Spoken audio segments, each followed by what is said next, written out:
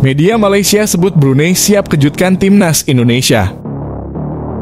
Jelang Piala Dunia U-Strip 17 2023, pergantian rumput JIS dinilai bagus pengamat sepak bola. Timnas U17 Indonesia kedatangan pemain tertinggi, lebih menjulang dari Arkan Kaka dan Sultan Zaki. Media Irak pamer negaranya tak pernah kalah dari timnas Indonesia. Marcelino Ferdinand main 45 menit, KMS KDINC gagal menang.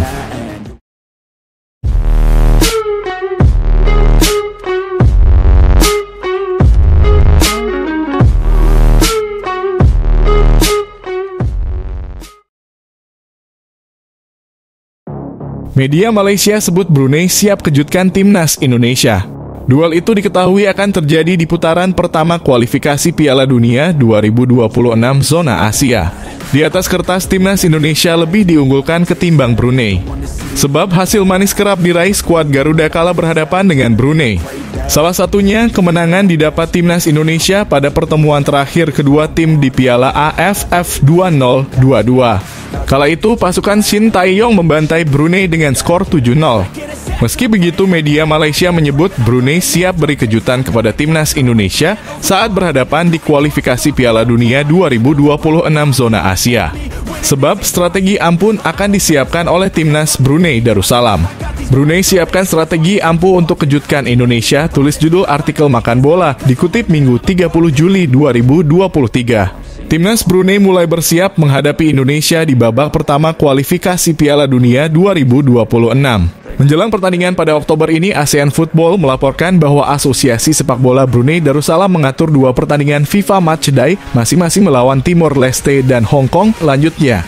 Tentunya 2 laga uji coba yang akan dilakoni Brunei di FIFA Matchday September 2023 akan jadi modal mereka menghadapi duel-duel lainnya ke depan, termasuk melawan timnas Indonesia. Apalagi timnas Indonesia sendiri dipastikan memberi perlawanan berarti kepada Brunei dengan kehadiran sederet pemain bintang dan pemain keturunan yang syarat akan pengalaman. Jelang Piala Dunia U-Strip 17 2023, pergantian rumput JIS dinilai bagus pengamat sepak bola. Muhammad Kusnaini menyambut positif rekomendasi dari FIFA agar rumput Jakarta International Stadium (JIS) diganti. Penggantian diperlukan supaya venue berkapasitas 82.000 tempat duduk itu sesuai standar dan dapat digunakan untuk Piala Dunia U17 2023. Rekomendasi itu tertuang dalam surat FIFA kepada PSSI.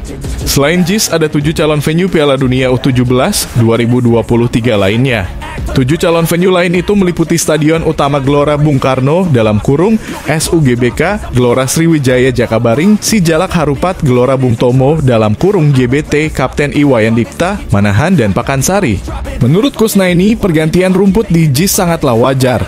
Pasalnya JIS sangat jarang dipakai sehingga membuat kualitas rumput jadi menurun. Menurut Bungkus, pergantian rumput di JIS jadi momentum yang bagus.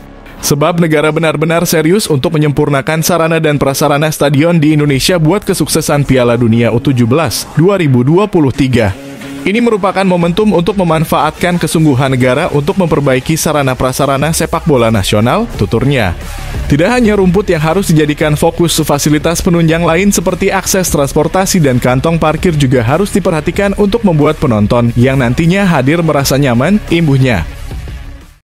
Timnas U17 Indonesia kedatangan pemain tertinggi, lebih menjulang dari Arkan Kaka dan Sultan Zaki.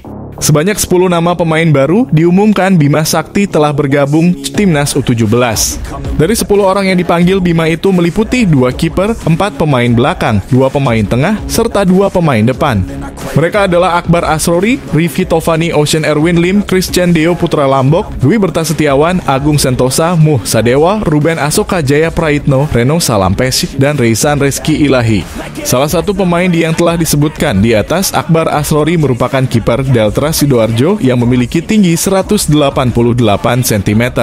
Dengan postur tinggi menjulang tersebut, Akbar Asrori merupakan pemain tertinggi yang pernah dipanggil ke TC Timnas U17 Indonesia sepanjang 2021 hingga 2023. Tinggi Akbar Asrori melebihi 2 pemain di skuad juara Piala AFF U16 2022 dan kualifikasi Piala Asia U17 2023, yakni Arkan Kaka dan Sultan Zaki. Keduanya memiliki tinggi badan 186 cm. Postur tinggi badan memang jadi salah satu kriteria Bima Sakti untuk memilih pemain yang diinginkannya.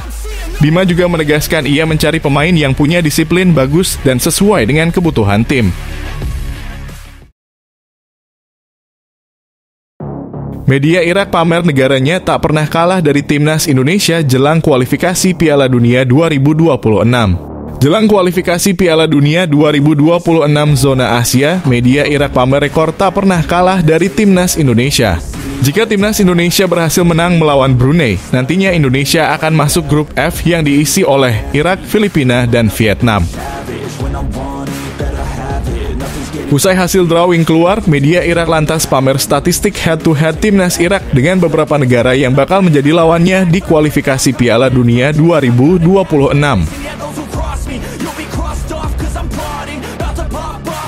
Timnas Irak memang terbilang belum pernah kalah berdasarkan rekor pertemuan melawan Vietnam dan timnas Indonesia. Sedangkan Filipina serta Brunei Darussalam belum pernah bertemu timnas Irak sebelumnya. Dikutip dari @IrakFootball, Irak dan Vietnam pernah bertemu sebanyak 4 kali. Hasilnya keempat pertandingan itu timnas Irak menang 3 kali dan imbang sekali.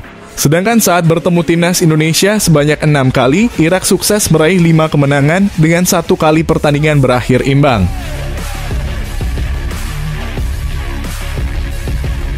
Artinya Irak memang tim terkuat di grup F kualifikasi Piala Dunia 2026. Namun Vietnam dan timnas Indonesia juga sedang dalam performa yang meningkat.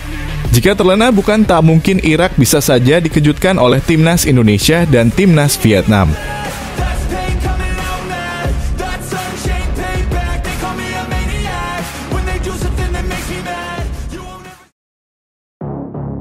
Marcelino Ferdinand main 45 menit, KMS KDINC gagal menang.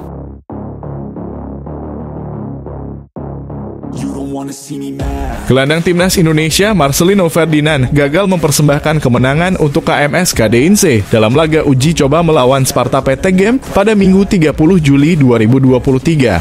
Yang bertanding di kompleks Gavers Steenwijk, Marcelino Ferdinand tak menjadi starter KMS KDINC. Marcelino baru dimainkan pada awal babak kedua. Ketika itu KMS KDINC dalam keadaan tertinggal 0 hingga 1. Kehadiran Marcelino Ferdinand dan pemain lain pada babak kedua mengubah arah permainan KMS KDINC.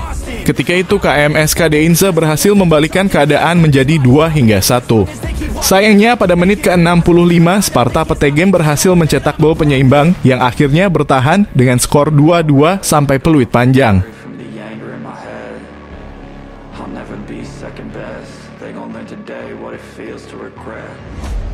You can't stop me now. The beat's tearing